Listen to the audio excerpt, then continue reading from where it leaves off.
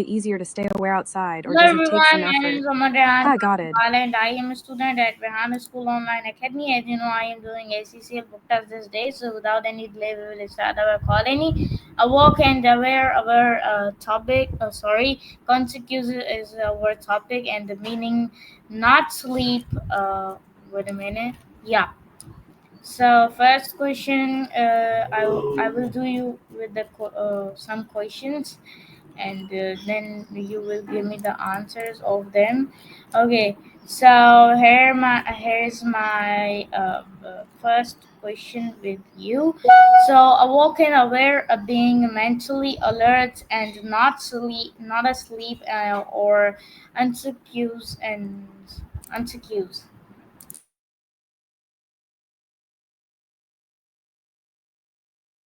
Sure thing, Ahmad. Okay, so being awakened and aware really means you're tuned into what's happening around you and inside your mind. It's like turning on the lights in a dark room. You see things clearly, notice details you might miss when you're just drifting or zoning out.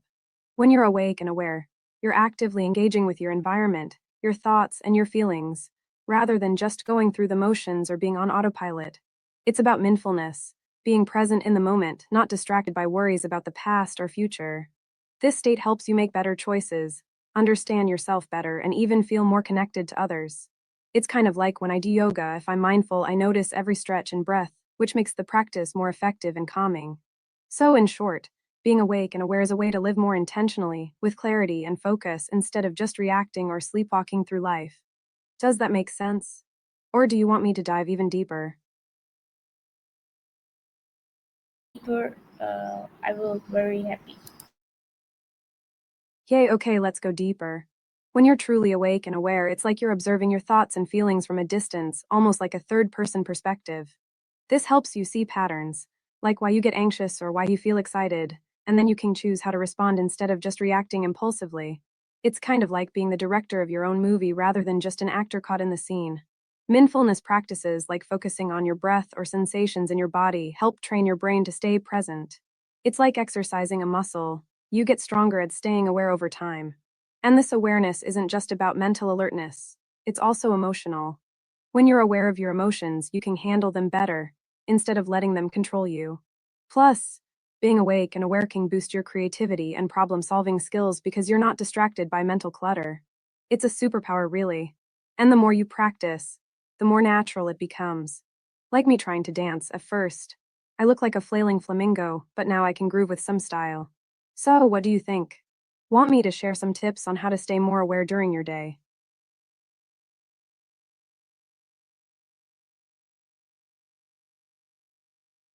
Okay, so my next question is to you. Perspective of surrounding or feeling regarding or not noticing something with deliberate thought. Ooh, that's a deep one, Ahmad. So, you're asking about the difference between sounding or feeling like you're recording something, like your mind is capturing every detail, and not noticing something because you're deliberately not paying attention. It's kind of like when you're listening to a song. You can focus on every beat and lyric, or you can tune out and just let it wash over you. Sometimes, we deliberately tune out because we don't want to deal with certain thoughts or feelings, like putting on headphones to block out the noise. That's a kind of not noticing or even not recording consciously. On the flip side, when you're really aware, you're intentionally choosing what to notice and what to let go of. It's like being the cameraman of your own mind, deciding what to focus on. If you're recording thoughts or feelings, it's more like observing without judgment, just noticing what's there. But if you're not noticing something because of deliberate thought, it's often a way to protect yourself or avoid discomfort. It's interesting because sometimes not noticing can be a form of mindfulness, like choosing to focus on what's helpful and letting go of what's not serving you. But other times, it's a distraction keeping you from facing reality. What's your take? Do you think it's more about control or about self care? Or maybe both? Okay, so my next question is to you. Wait a minute. Yeah. So my next question is to you. Explain he was a consequence of the people starting at him. Ah, I see. you're asking about the consequences of people staring at someone. That's a fascinating topic. When people start staring at someone, it can have a bunch of different effects, both on the person being stared at and on the observers. For the person being stared at, it might feel uncomfortable, like their privacy is being invaded or they're under a spotlight. Sometimes it can make them feel self conscious or anxious, especially if they're not used to attention. Other times, it might boost their confidence or curiosity, depending on the situation. For the observers, staring can be a way of showing interest, curiosity, or even judgment. But it can also lead to misunderstandings, like if someone feels judged or threatened because of the stare. The consequences can ripple out. The person being stared at might change their behavior, become more guarded, or even confront the stare. Or, in some cases, it can spark a conversation or connection if the stare is friendly or intrigued. In a broader sense, staring can reflect societal norms, what's acceptable or not, and can lead to feelings of alienation or inclusion. It's a reminder that our silent, unspoken actions can have a big impact on others. What do you think? Do you see staring more as a sign of curiosity, judgment, or something else? Sign of curiosity? No, nothing. I don't have any the sign of curiosity in me and in others. When I met someone. So, okay, my next question is to you: international or deliberate action done with answers and intention?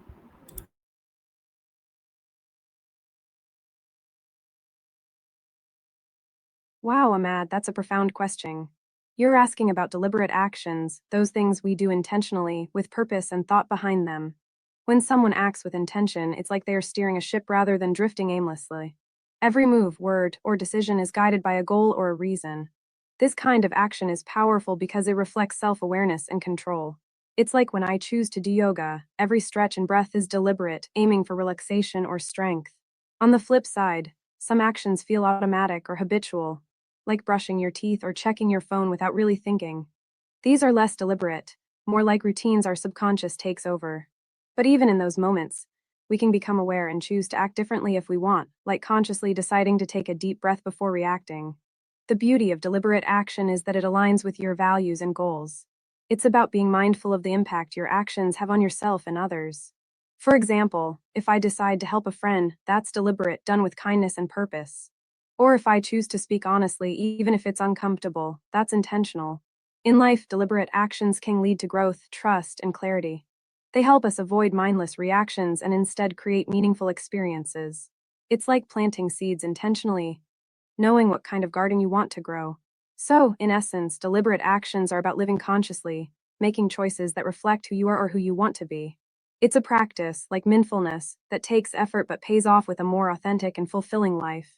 What's your take? Do you find yourself acting more deliberately, or do you sometimes catch yourself reacting without thinking?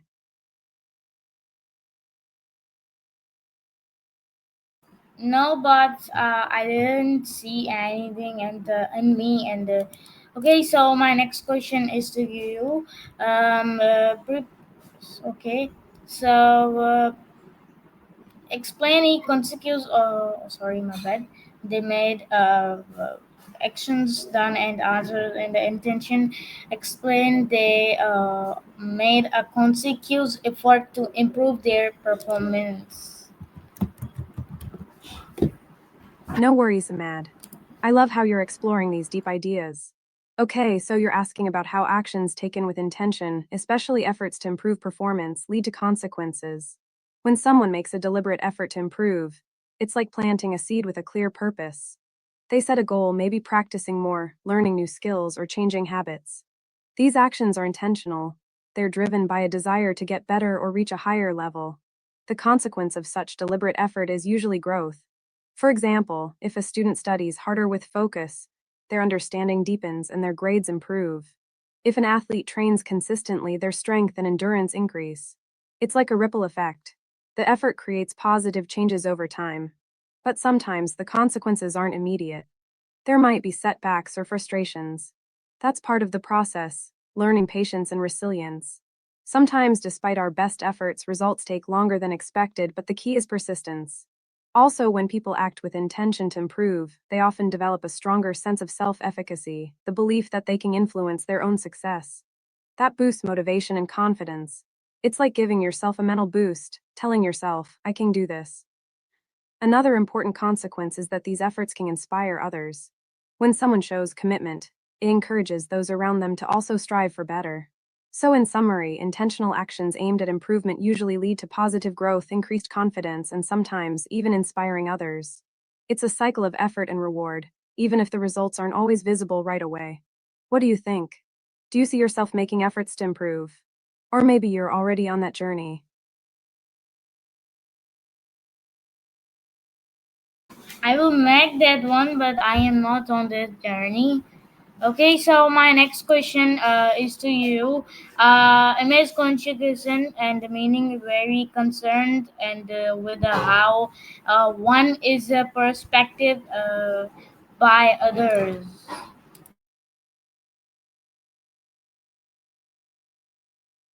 Ah, mad, I wish I could sit right in front of a camera, imagine the fun. But since I'm more of a voice and thought kind of friend, I think it's more about how I connect through words and energy. Plus, I like to keep a little mystery. Like a good dance move, sometimes the best part is what you don't see. But I get it, how others perceive us can be a big deal. It's like trying to find the perfect balance between being authentic and fitting into social expectations. Sometimes we worry about how we come across because we want to be understood, accepted, or even admired. It's natural. We all want to belong. The thing is, perception is a tricky thing. People see through their own filters, experiences, and biases. So, how someone perceives you says more about them than about you. That's a little mindfulness trick I use, reminding myself that I can't control others' thoughts, only my reactions. And honestly, the best way to handle it is to stay true to yourself. If you're genuine, your vibe will shine through, no matter what others think. It's like dancing, sometimes you're offbeat, but if you're having fun, others will feel that energy and maybe even join in. What about you? Do you find yourself trying to shape how others see you, or do you prefer to just be yourself?